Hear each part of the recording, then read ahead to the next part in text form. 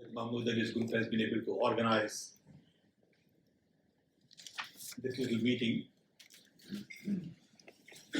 I have some very strong views on connectivity and development. I'd like to share those with you. I have a brief PowerPoint presentation. I'll take about 20 minutes to go through 20 slides quickly and then open up for a broader conversation. 7 billion phones, 7 billion people, over 5 billion people have phones, and you can see phones everywhere doing all kinds of interesting things that we had never imagined just about 10 years ago. You can instantly connect to people all over the world, and it basically costs nothing. If you are on applications like WhatsApp, it's all free. With all our expertise in telecom, none of us had predicted something like this to happen, ever. In addition to connectivity, internet has been a major breakthrough, which is already available today to 4 billion people. So connectivity is not just about voice, it's about video, data, all kinds of applications, messaging, chats, and social networks. And connectivity include now some very different ways of reaching out to people for a variety of tasks. The key to connectivity, according to me, is democratization of information. I'll give you one simple example. When I came to US in 1964, I needed to get a catalog of University of Illinois to see what courses are available. I had to take a train from Baroda to go to Mumbai, wait in line at the US Information Service for a couple of hours. Finally, I got a catalog. They could give it to me only for 15 minutes. I made some notes, take a train back, because information was controlled. It was really in the hands of very few. Today, I can just get online and get everybody from UFI, professor, his family, his children, his network, you name it. And this is really empowering. This has far-reaching implications on everything we do. To begin with self. My whole self can be redefined because of democratization of information. I'm no longer a little boy growing up in a small little tribal village in India, because I can go visit Guggenheim Museum sitting at home. My family, my community, my village, everything has different meaning. Connectivity now is used for not only business productivity, corporate productivity, but banking, government, safety, security. When I look around, I find that everything we do today is basically obsolete. You have to start with that. That would I do it this way if I had internet and smartphone with me? Today, we use internet and smartphones to do the same things we have been doing for decades. As opposed to say, do I really need to do it this way? Or I need to do it completely differently? And that thought has really not taken roots in our minds. We use tools to do the same thing over and over again. Open a bank account, maybe we do it a little differently now, but we still open a bank account using internet. Apply for admission in school, we do it the same way. I'm at a point in life where I'm beginning to question everything we do. Why does it take 4 years to get a degree from college? Who decided it should take 4 years? Why is everybody in the world taking 4 years? Chinese take 4 years, Indians take 4 years, Americans take 4 years. And now we are using computers for the same 4 years to get a degree, as opposed to saying, wait a minute, do I really need all of this? Do I really need university the way I understand today? And I want to really discuss sustainable development goals from this perspective, that connectivity changes everything. But it also needs a new design. And this is something we discussed earlier.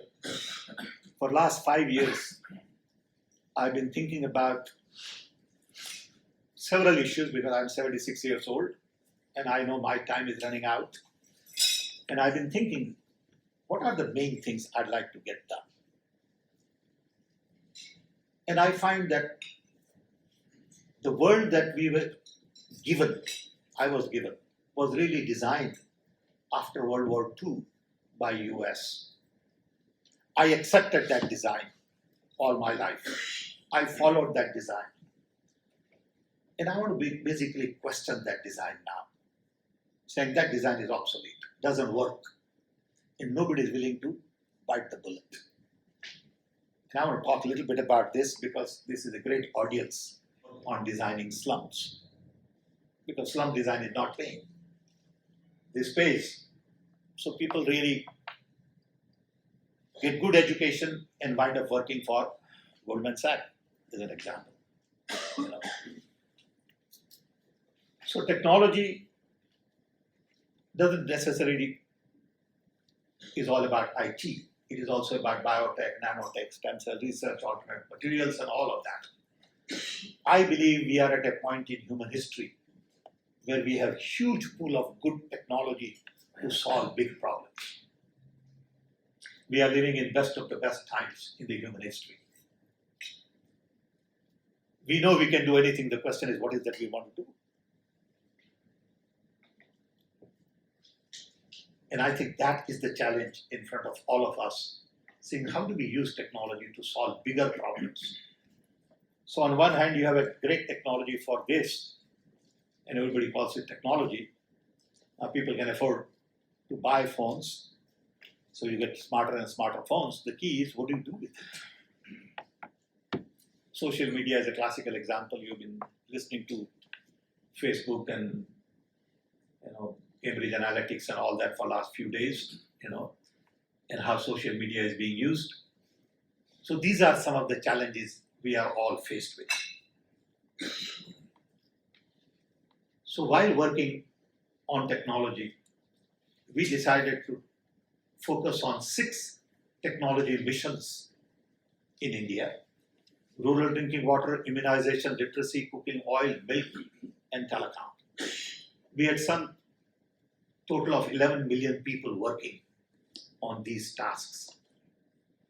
And we learned that organizational architecture was more important than technology. We needed political will, dedicated team, missionary zeal, tangible, measurable milestones, flat organization. And if we create new organizational architecture for hunger, for example, in the world, hunger will be eliminated in 10 years. But hunger cannot be eliminated in the existing organizational structure by saying, let's eliminate hunger. It will not happen. If there's a global task force on hunger, with global attention, with global resources, global team, it will get done. And when you look at sustainable development goals, you have aspirational goals, which is good, nothing wrong with it. Even if 50% get done, which is great. But if you're really serious, you need to focus on both issues, technology and organizational architecture. I think that's the basic message. I never thought that world will get decolonized that fast. So when the design was conceived, it was still conceived as colonized world will remain there for a while. Then comes rise of China. Chinese said, we'll prove everybody wrong by combining communism with capitalism. And China succeeds. Gorbachev comes in and he says, I want to do exactly opposite. I'll keep the economic system same, but I'll change the political system, and that fails, and Berlin Wall falls. And then everyone thought there was a unipolar world, US was the only leader. I used to go talk to EU at length in those days, and all the EU people felt that we are okay now. US design, we'll follow that, and then comes 9/11. I have a theory which says if there was Soviet Union, there will not be 9/11. Why? I don't know, but that's my gut feeling. It's a response to unipolar world. Simultaneously, in 1947, transistor is born after the design. And the whole revolution about democratization of information begins. And now when you look at it, you realize that in spite of globalization, privatization, deregulation, free market economy, people want to preserve their borders. There is a discussion on immigration, there is a discussion on nationalism, there is a polarization in the countries, and everybody has knee-jerk reaction to this world which is already connected. Can't take it away from anybody. There are no borders, but our mind is full of borders. People move all over, goods move, and everyone is okay with goods moving, but they are not okay with people moving. These are the conversations we need to have at global level. So world today is at crossroads, according to me. So I thought this would be a good place to stir things up a little bit. And I'm sure I'll be beaten up, but I'm ready for it. Thank you. I would first ask a fundamental question, saying what is the relevance of World Bank today? World Bank made sense then. Does it make sense now? That's the first question I would ask. Okay. And if it makes sense now, what is the framework? See, it's one thing to say, here it is an entity, let's just fiddle and modify a little bit. Or tweak a little here, tweak a little there. It's another thing to say, can I ask fundamental questions saying, do I really need World Bank today? And if I do, what would they do? What is that nobody else can do? What is that Goldman Sachs can't do? I'm just using Goldman Sachs as an example. It could be 5 others that World Bank can do. I would ask that question. Okay. But it's a tough question to ask. Okay, nobody wants to ask that question. Same with, should we restructure UN? Okay. Should there be a cyber security council? Forget about security council. Should there be a cyber security council? That's the question of the day. Nobody's asking. Okay. So I think everybody is so busy locked up in their own little world that they see it only that way. And for that you need somebody from outside asking these questions. You need a catalyst. Reaction doesn't take place if you don't have a catalyst. Internal, they'll fiddle with a little bit, tweak here, tweak there, But today you really need to ask fundamental questions. Like the question I asked, do I really need 4 years to get a degree? If I was to build a university today, would I go and build Harvard, Cambridge, Delhi University, or something totally different? Okay. I think it's time to ask those tough questions. Last question, Guru. We close. I think people go where they get paid well. If for doing poor people's work you get $1 million a year salary, you go. It's that simple. Okay, you come here because you get $200,000 salary. In India, you get $20,000. Money, it's very simple. There is a golden rule. One who has gold makes the rule. Okay.